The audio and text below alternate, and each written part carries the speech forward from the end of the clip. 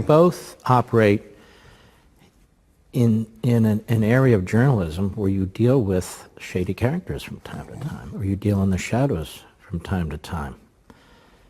Have you ever had any unusual experiences doing that?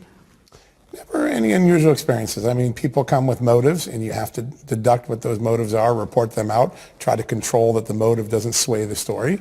But, you know, many people have approached, most of the people that have approached me, and I'm sure with Sarah, have good intentions. They want to get a story out. They think. Have you ever been approached in an unusual way?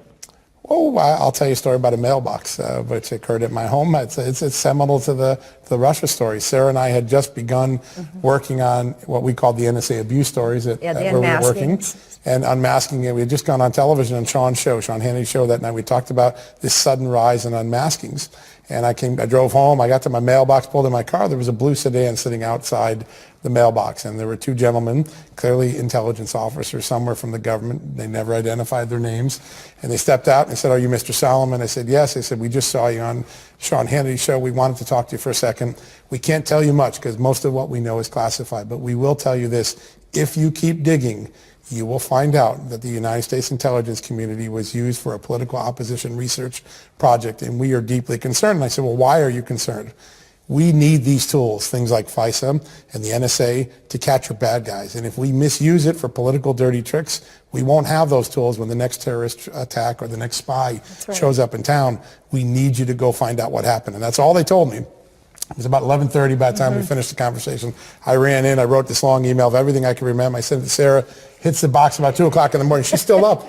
She responds right back. But that's how we got started into really understanding this was much bigger than just an unmasking scandal. It was huge. How long ago was this? Oh, was that March of 2017? Yeah, March 2017, because we'd already been working on the stories. Right. I mean, we were getting tipped off. We saw what was happening to General Flynn, Lieutenant General Mike Flynn.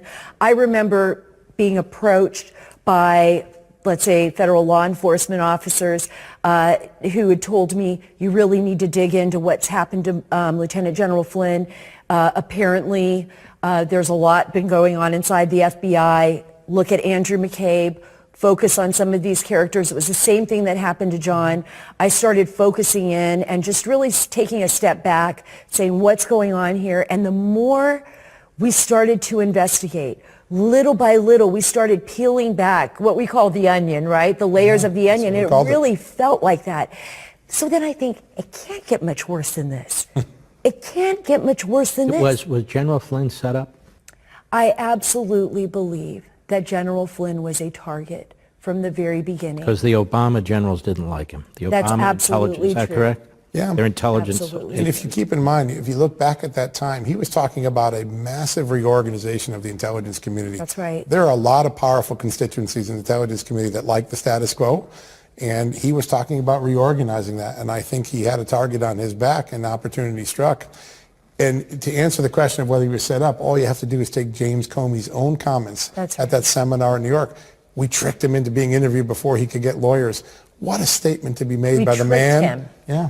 To be made by the man who oversaw our FBI. Not only that, but to oversaw the FBI, but a man who spent, a lieutenant general, who spent 33 years of his life dedicated to this nation, his service overseas was exemplary. Without him, I have been told by assistant deputy directors of the Department of Defense and others, without him, he was like the third leg on getting al-Qaeda, on targeting all the al-Qaeda operatives in Iraq. Yeah. In Afghanistan, I talked to soldiers who said he would stand by us. He was always there for us. He was always defending us.